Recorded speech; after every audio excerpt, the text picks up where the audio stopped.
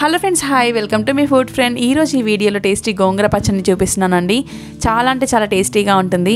Bachelors, మీరు ఇంటికి దూరంగా ఉండి అమ్మ చేసే కమ్మనైన గోంగూర పచ్చడిని మిస్ అవుతున్నారా? మరి ఇంకా లేట్ చేయకుండా ఈ వీడియో మొత్తం చూసి 10 నిమిషాల్లో మీరు కూడా గోంగూర పచ్చడిని పెట్టేయండి. చాలా అంటే చాలా టేస్టీగా ఉంటుంది. మీరు కూడా చాలా ఎంజాయ్ చేస్తారు. ఫస్ట్ ఈ రెసిపీ కోసం స్టవ్ మీద ప్యాన్ తీసుకొని అందులోకి 1 టేబుల్ స్పూన్ వరకు ఆయిల్ని వేసుకోండి. ఆయిల్ బాగా వేడెక్కిన తర్వాత ఇందులోకి 7 కట్టల వరకు చిన్న గోంగూరను యాడ్ చేసుకుంటున్నానండి. ఈ గోంగూరని శుభ్రంగా కడిగి 3 గంటల పాటు ఫ్యాన్ కింద ఆరబెట్టండి. లేదనంటే ఎండలో 1 గంట పాటు ఆరబెట్టినా సరిపోతుంది. గోంగూరలో ఇలా తడి లేకుండా చేయడం వల్ల గోంగూర పచ్చడి అనేది ఎన్ని రోజులున్నా పాడవకుండా ఉంటుందండి. గోంగూరను మాత్రం ఖచ్చితంగా వాటర్ లేకుండా ఇలా ఆరబెట్టుకోవాలి. మంటని లో టు మీడియం ఫ్లేమ్లో ఉంచి దగ్గరుండి అడుగు పట్టకుండా కలుపుకుంటూ ఉండాలండి. ఒక 10 నిమిషాల పాటు కలుపుకుంటూ ఉంటే గోంగూర అనేది పూర్తిగా కుక్ అయిపోయి ఇలా సాఫ్ట్గా తయారవుతుంది. ఇలా ముద్దగా వచ్చిందంటే సరిపోతుందండి. గోంగూర ఉడికిపోయినట్లే. ఇప్పుడు స్టవ్ ఆఫ్ చేసుకొని ఈ గోంగూరని పూర్తిగా చల్లారనివ్వండి. పూర్తిగా చల్లారిన తర్వాత మిక్సీ జార్ తీసుకొని అందులోకి గోంగూరని యాడ్ చేసుకోవాలి. నెక్స్ట్ ఇందులోకి పొట్టు తీసి పెట్టుకున్న 4-5 వెల్లుల్లి రెబ్బలను యాడ్ చేసుకోండి. దాంతోపాటే 2 టేబుల్ స్పూన్ల వరకు కారాన్ని యాడ్ చేస్తున్నాను.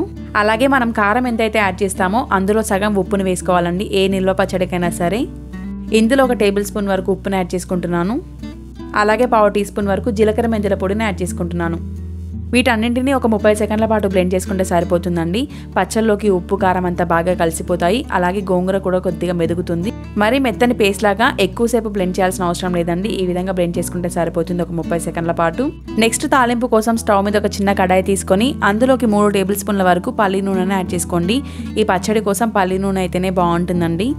ఆయిల్ కొద్దిగా వేడెక్కిన తర్వాత 1 టేబుల్ స్పూన్ వరకు పోపు గింజలను యాడ్ చేసుకోండి. ఇవి కొద్దిగా వేగిన తర్వాత ఇందులోకి కచ్చా పచ్చగా దంచుకున్న ఒక 4-5 వెల్లుల్లిపాయలను యాడ్ చేస్తున్నాను. ఇవి కూడా ఒక 30 సెకండ్ల పాటు వేగిన తర్వాత ఇందులో ఒక రెబ్బ కరివేపాకును అలాగే ఒక 2 నుంచి 3 ఎండుమిర్చిలను కూడా యాడ్ చేసుకోండి.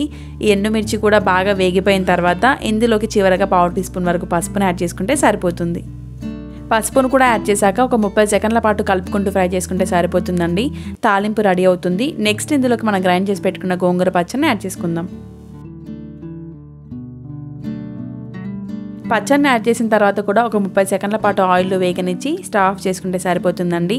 ఈ పచ్చడి అయితే చాలా అంటే చాలా టేస్టీగా ఉంటుందండి. బయట ఉంచినా కూడా ఒక 2-3 మంత్స్ వరకు పాడవకుండా ఉంటుంది. ఇంకా చేయడం కూడా చాలా సింపుల్ కదా. ఎవరైనా సరే ఈజీగా చేసే విధంగా చూపించాను. మరి మీరు కూడా తప్పకుండా ఈ రెసిపీని ట్రై చేస్తారు కదా. చాలా అంటే చాలా టేస్టీగా ఉంటుందండి. వేడివేడి అన్నంలో కాసింత నెయ్యి వేసుకొని తింటే టేస్ట్ అయితే అద్దరిపోతుంది. మరి మీరు కూడా ట్రై చేస్తే ఎలా కుదిరింది అనేది నాతో కామెంట్ రూమ్లో షేర్ చేసుకోండి. అలాగే ఈ వీడియో కనుక మీకు నచ్చినట్లయితే ఇలాంటి మంచి మంచి రెసిపీస్ని మిస్ అవ్వకుండా ఉండాలని అంటే మన ఛానల్ని సబ్స్క్రైబ్ చేసుకోండి. అలాగే పక్కనే ఉన్న బెల్ ఐకాన్ ఆన్లో పెట్టుకోండి. ఇలాంటి మంచి మంచి హెల్దీ అండ్ టేస్టీ వంటలతో రోజు మేము ముందుకు వస్తాను. Keep watching me food friend. Thank you for watching.